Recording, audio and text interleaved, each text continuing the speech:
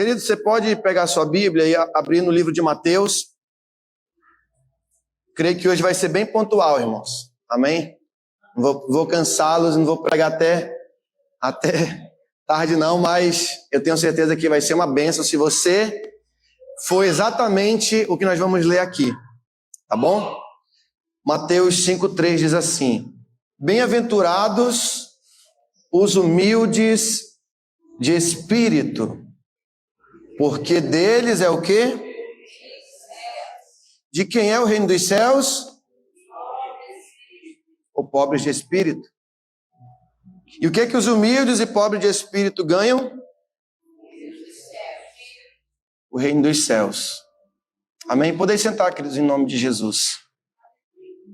Amém? O tema dessa palavra, bem-aventurado os humildes. Diga, bem-aventurado os humildes. Amém? O tema da nossa palavra. Vai ser bem pontual, queridos. Peço muito a sua atenção, para que você tome posse dessa palavra. Queridos,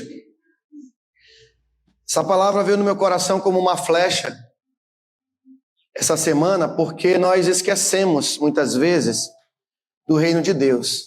Essa semana eu tive um bom debate sobre igreja, sobre Israel, e uma das coisas que eu defendi na minha posição é que tanto a igreja quanto Israel, elas são produtos do reino de Deus. A igreja, ela não é o reino de Deus. Israel não é o reino de Deus. Mas elas são produtos do reino de Deus. Porque quando o Messias vem a essa existência, ele vem trazendo uma postura que a humanidade deve ter para que ela possa receber do Senhor. E essa proposta, ela começa exatamente aonde é muito difícil para mim, para você, é muito sensível, muito caro, nós renunciarmos, que é o nosso coração. E eu gosto muito da tradução, que eu acho que alguns têm aqui, que fala, bem-aventurados os pobres de espírito. Porque quando alguém está em pobreza, é porque ela entende que ela está necessitada. Concorda comigo? Quando alguém está numa pobreza, por exemplo, material, ela sente a necessidade de comprar um alimento, um feijão, um arroz. Concorda comigo? De comprar algo, de pagar uma conta, pagar um aluguel. O que mais? Ela sente as necessidades de comprar um remédio. Concorda comigo? Faz sentido para você isso? Ela, às vezes, ela quer, levar a família para jantar, não pode. É claro, não dá para levar todo dia, né, irmãos? Mas uma vez, né, às vezes a gente não consegue nem levar num ano isso. O ano passa, você não consegue nem levar num ano, a família, né? Sentimos o desejo de levar. Então, as necessidades, às vezes temos necessidades de saúde. Né? Ou seja, o estado de pobreza, ele nos traz uma reflexão. Qual é essa reflexão? Que eu estou necessitado. Concorda comigo? Eu estou necessitado. Então, quando eu estou numa posição de pobreza, eu sei que eu preciso. Amém? E é justamente nessa perspectiva que Jesus ele nos traz uma palavra sobre as nossas necessidades espirituais. Ele nos traz uma reflexão que aqueles que conseguem se enxergar nessa pobreza, eles vão herdar o reino de Deus. Então, por exemplo, é muito triste, por exemplo, quando nós estamos necessitados, mas mesmo assim nós não reconhecemos isso. Por exemplo, às vezes, já viu aquele pobre metido a besta? O cara não tem nada, mas o orgulho é lá nas cucuias. Irmão, tô indo aí te dar um suporte aí numa situação aí. O que a pessoa fala, às vezes? Não precisa não, tô bem. Mas será que ela tá mesmo? Não que o orgulho é complicado, eu não estou dizendo isso para ninguém, estou falando que nós somos assim.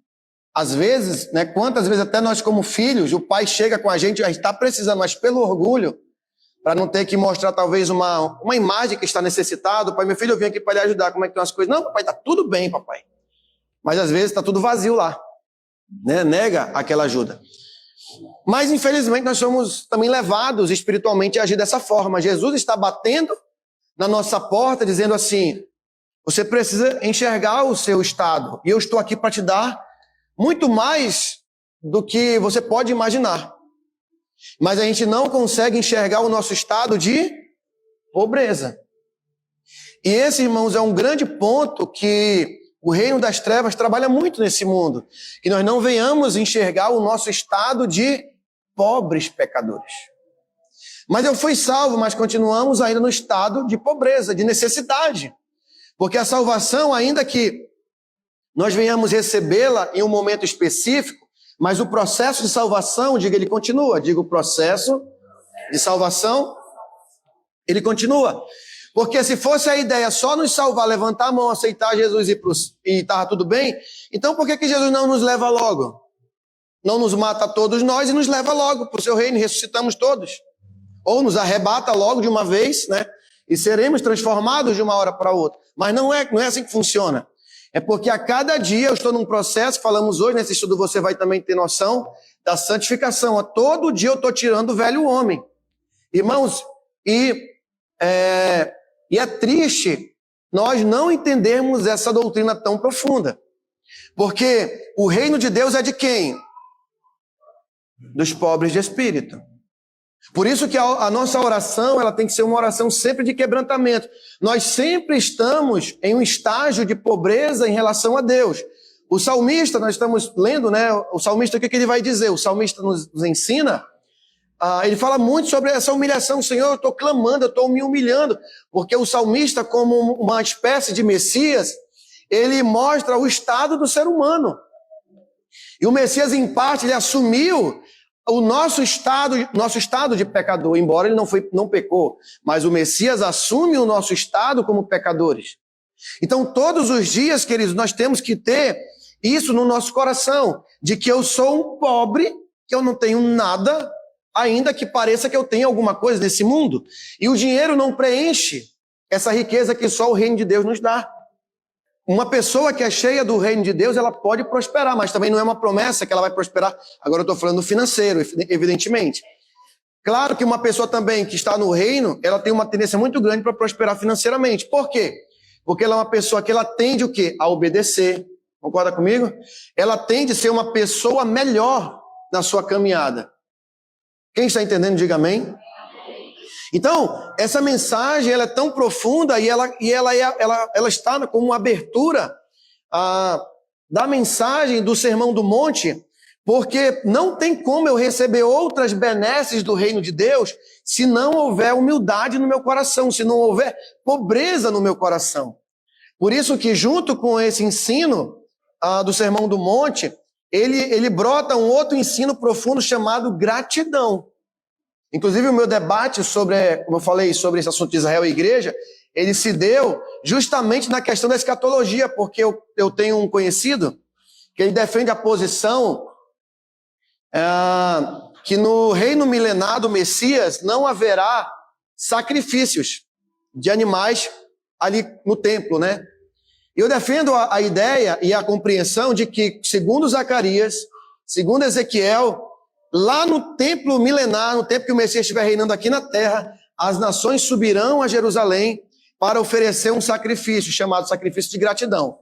Não sei se vai ser de animais, mas que o sacrifício de gratidão vai existir. Porque nós vamos ser sempre gratos a Deus e eternamente gratos pela salvação e pela vida eterna que Ele nos deu. E isso deve permear, isso deve estar, nós devemos estar em volta disso todos os dias. E nós somos, eu entendo, pensa um pouquinho, será que nós somos de fato alguma coisa? Pense um pouquinho. No fundo, nós não somos, na verdade, nada. E é esse sentimento que deve existir no nosso coração.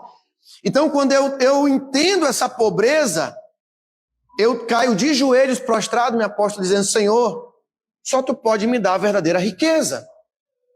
Irmãos, os antigos, né, os egípcios, eles tinham aquele hábito de, quando morriam, colocar na mão moedas. Inclusive, diz que encontraram, se eu não me engano, não recordo agora qual dos sacerdotes, se eu não me engano, não sei se foi Anás ou Caifás, encontraram os restos mortais dele. E pasmem, sabe o que acharam dentro do ossário dele ali? Uma moeda egípcia, porque tinha tese lá nos bastidores de que quando você morresse, a sua alma chegaria num certa passagem, você teria que pagar um pedágio para atravessar, para continuar a eternidade. Isso era uma crença,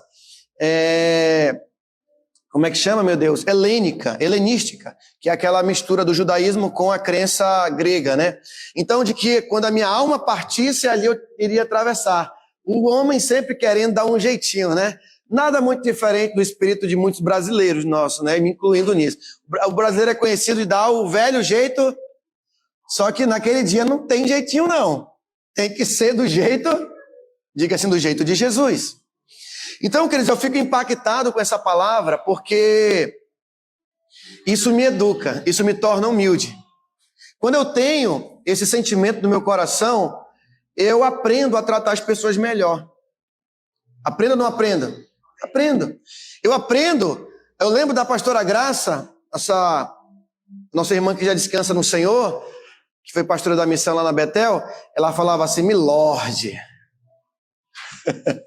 Ela tinha um negócio de Milord. Milord, eu vou lhe ensinar algo, Milord. Aí eu falava, diga, Milady. Aí ela falava, pedir é uma arte, aprenda a pedir, tudo vai bem para você. E é verdade. Às vezes nem para pedir a gente consegue. Aí eu pergunto, se eu não sei pedir do ser humano que nós estamos vendo, será que a gente consegue pedir diante de Deus? Não conseguimos. A maior prova, queridos, que eu tenho um bom relacionamento com Deus é como eu trato o meu próximo, como eu trato a minha esposa, como eu trato meus familiares. E na família é muito difícil, né? Essa questão é uma palavra que nós podemos ministrar muito bem no culto da família. Eu falava hoje para os nossos líderes lá no Nova Vitória, que é tão difícil o relacionamento na família, irmãos, é tão difícil que a Bíblia fala que nos final dos tempos o coração dos pais vão se converter ao coração dos filhos, e o coração dos filhos se converter ao coração dos pais. Porque isso é um relacionamento muito difícil, é muito complicado. Porque tudo na família machuca, tudo na família fere, tudo magoa, tudo causa ressentimentos. Então é muito delicado o relacionamento. Às vezes o pai faz uma coisa errada, ele fica marcado para sempre como uma pessoa ruim no coração dos filhos. E às vezes o contrário. O filho faz algo errado, às vezes uma vez só. Ele fica marcado para sempre no coração dos pais, como alguém que talvez feriu. Mas para você ver como é difícil. Mas quando eu entendo, irmãos, a minha natureza, o meu estado de pobreza espiritual diante do Senhor, diga assim, eu recebo uma grande bênção. É o reino dos céus. Olha só o mistério aqui. Aonde que Jesus está ensinando esse sermão? Ou melhor, onde que ele está dando esse sermão? Aonde é? No monte. Está no monte. Ele está no monte ensinando. E aí, sabe qual é o mistério de Deus? Se nós queremos estar no monte com Jesus, só seguindo esse espaço aqui. Eu digo, irmãos, que nós, além do devocional que nós estamos fazendo, o capítulo 5 de Mateus, o capítulo 6 e o capítulo 7, todo cristão tem que ter decorado e procurar viver. A vida dele deve se basear por isso. Ele entender em profundidade. E o primeiro passo para tomarmos posse desse reino que chegou, diga assim, é a pobreza de espírito. É a necessidade. Eu falava que lá também que a santidade, que tudo tem a ver, né? É como nós estamos num processo de santificação, é como se nós estivéssemos intoxicados. O pecado é algo tóxico. E todo dia eu estou me desintoxicando. Então diga assim, eu preciso ser pobre de espírito. Porque sem isso, diga, eu não vou ver o reino. Quando eu entendo a minha pobreza, eu tenho um olhar, diga assim, multifocal. Eu tenho um olhar amplo sobre as circunstâncias. Eu não me prendo a uma situação específica. Eu consigo olhar as coisas de vários parâmetros. A pior coisa na vida, irmãos, é você ver a coisa só de um ângulo. Tem uma professora lá, a professora Elane, eu acho que a obreira Suzy, sua professora também, né, Pedro? Ela vai ser a nossa, como é que chama, meu Deus? Que vai a nossa líder da formatura ali, como é? Ela vai ser a que vai A professora escolhida para ser a nossa... Não, a orientadora não é na questão da conclusão do curso, é quando você já está formado, vai ter a formatura, você tem um professor que representa a turma. Ele vai ser... tipo isso, da turma ali, né? E ela falava uma coisa que eu gravei, né? Que eu tomei posse. Ela falou, tem um olhar... Me lembra aí, meu Deus, peraí. É a ideia de polivisões. Ela falou assim, você saber olhar as coisas de vários ângulos. Ela falou, tem esse olhar. Ela sempre concluía a aula dizendo isso, tem esse olhar. Porque se você tiver um olhar só sobre um ângulo, aí nada dá certo. Aí você fica rígido, é desse jeito, é dessa forma, e a gente não ressignifica. Por exemplo, a pessoa fala, eu não perdoo, mas por que não perdoa? Você é melhor do que alguém? Você é melhor do que fulano que fez? Nós não somos melhores do que ninguém. E nós precisamos perdoar. Porque qual é o critério para o perdão? Se eu não perdoo... E lembre aquilo que eu sempre falei para você. Perdão, sempre falo aqui para vocês. O perdão não é só dizer, eu te perdoo. O perdão é o seguinte, é você trabalhar todo dia para tirar a pessoa do teu coração. Aquela mágoa que ficou daquela pessoa no seu coração. O perdão é muito mais do que dizer eu te perdoo. Começa por aí. Mas você agora vai trabalhar para tirar a mágoa, o ressentimento, a dor que aquela situação causou. Isso que é perdão. Porque se você só falar, eu te perdoo, e você não trabalhar isso no seu coração, você não vai conseguir perdoar. Você vai viver perebento. Essa aqui é a palavra. Sofrendo à toa. A pessoa talvez não tenha nem ideia de que você está sofrendo ali, mas você está sofrendo por algo que a gente podia relevar. Então, diga assim, eu preciso ser humilde. Amém? Com humildade, irmãos, nós ganhamos tudo. Humildade não é dizer assim, vestir uma roupa rasgada e dizer assim, agora eu sou humilde. Que mais? Não é dizer assim como vi uma história do pastor Martin Lloyd Jones, dizendo bem assim, que uma vez ele foi pregar no local, aí o rapaz foi se apresentar, né? O rapaz, como é que você se chama? Eu não sou ninguém não, me dê aqui a sua mala. Pá! Aí tomou a mala dele, aí falou assim, tá, eu sou só um mero auxiliar de pastor. Aí que o cara começou a se depreciar. Isso aí não é humildade. Isso aí é o quê? Vitimismo. A humildade é ter essa grandeza de você entender quem você de fato é. Que nós somos o quê? Pobres diante de Deus. Por que Jesus não pôde fazer alguns sinais, algumas maravilhas na vida de algumas pessoas? Porque ele disse que os sãos não precisam de médico, e sim os doentes. Aí eu te pergunto, tem alguém são verdadeiramente? Na verdade, Jesus está usando de ironia para com aqueles que se achavam que era alguma coisa. Na verdade, não eram nada, né? Jesus falou, aqueles que entendem o seu estado espiritual, o reino de Deus está ao seu dispor. Que você entende, você declara a sua dependência no Senhor, que você diz, Senhor, eu preciso, porque de fato eu não sou nada. O Senhor precisa entrar nessa situação, eu quero me humilhar, eu sou pobre, sou necessitado. E todos os dias eu tenho no meu coração esse estado de pobreza espiritual. E que essa é a verdade. O único que pode nos tornar ricos, diga, é o Senhor. E essa riqueza, irmãos, dinheiro algum vai nos dar. Certa feita, alguns tentaram comprar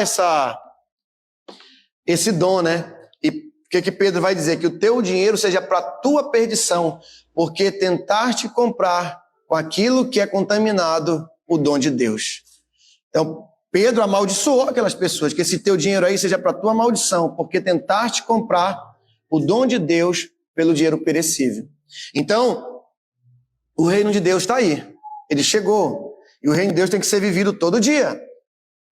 Por isso que eu falei, todo dia nós somos levados a não perceber a nossa pobreza espiritual. Nunca esqueça. Quanto mais Deus nos dá, mais nós temos que descer. Amém? Quem quer ser o maior? Então comece a pegar a vassoura na sua casa e começar a limpar a sua casa. Comece a pegar a vassoura e limpar a igreja. Comece a se dispor. Não terminou o culto, não vai embora não, e soma no mundo não.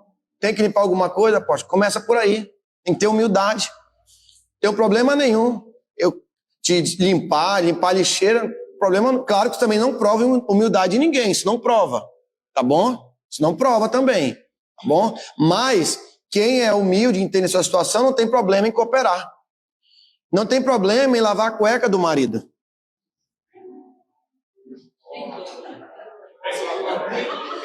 E o marido não tem problema de lavar a cueca da mulher.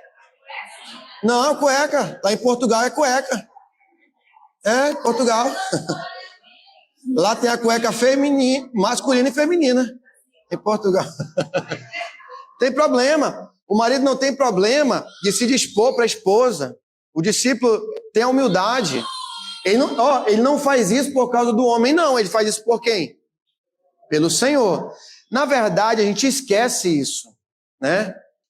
Então, queridos, tome posse dessa palavra. Eu concluo dizendo essa palavra para você o seguinte.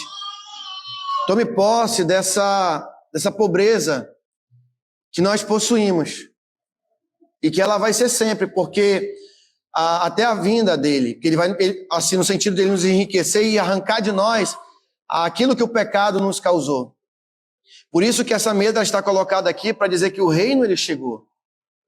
O reino está acima de tudo que você possa imaginar. O reino nos transforma, o reino muda a nossa família, a nossa casa. Você pode estar vivendo problemas, mas você consegue ainda ter paz. Sabe por quê? Porque você entende as suas necessidades espirituais. Entender isso, irmãos, é revolucionário. E eu lembro também quando o Senhor Jesus disse esse sermão, eu lembrei algo que eu sempre medito, que é o seguinte: essa mensagem também, sabe, é para nós muitas vezes, irmãos, que pensamos muitas vezes assim: poxa, será que vale a pena ser humilde mesmo? E colocar para servir? Às vezes a gente pensa isso. Será que vale a pena? Eu me esforço tanto, ajudo tanto, parece que eu não sou reconhecido. Meu marido não muda, meu filho não muda. Parece que eu não sou reconhecido na igreja. Mas se Jesus falou, está falado. Serve sim. E essa palavra é uma garantia de que quanto mais eu me torno humilde, mais o reino de Deus está à minha disposição. E o que é tomar posse do reino, irmãos? Irmãos, não tem coisa melhor nesse mundo do que você ter paz interior. Não tem coisa melhor do que você amar o pecador. Porque Jesus falou que se nós amamos apenas quem nos ama, você não faz nada de mal. Irmãos, quero ver você amar o vizinho chato. É difícil amar o vizinho chato? É ou não é? Aquele lá que você quer descansar e liga o batidão bem na hora que você agora eu vou dormir.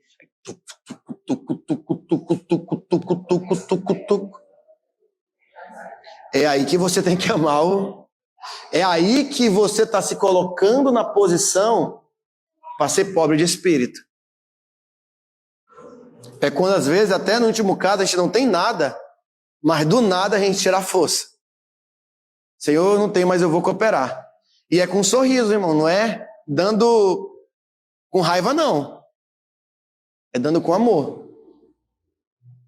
Amém? Quem toma posse dessa palavra? Amém? Nós vamos servir a ceia do Senhor nessa noite.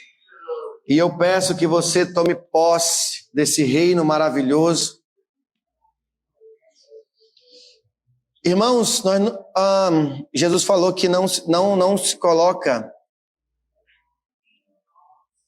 vinho novo em odres velhos. Então se revista do novo hoje. Se revista do novo. A semente, irmãos, ela não cresce se primeiro ela não morrer. Quem já fez esse teste? Você sabia quando você põe a semente lá, ela morre? Mas quando ela morre, ela ressuscita depois.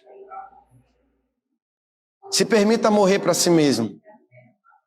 Aquilo que a bispa falou, que a gente um dia vai trazer algo, sobre isso, que é chamada autoconfrontação. Se confronte.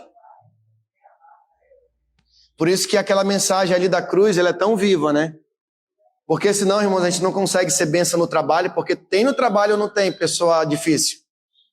Tem. Às vezes pode ser o teu próprio chefe, que é só o sangue. E você tem que amar esse chefe, porque é através da tua vida que você vai ganhar ele para Jesus. É difícil, irmão. Tem parente aí difícil? Tem ou não tem? Eu acho que às vezes é mais fácil achar no mundo pessoas legais do que na família, ou não é? Estou lhe dizendo, irmão, na família parece assim que é premiado, irmãos. Estou lhe falando. Vocês sabem, o mistério aí é grande. Tem pessoas que é só a graça. É ou não é? Amém? Mas você hoje tomou posse dessa pobreza espiritual que nós temos para ganhar tudo. Amém? Só ganha o reino quem se torna pobre de espírito. Amém?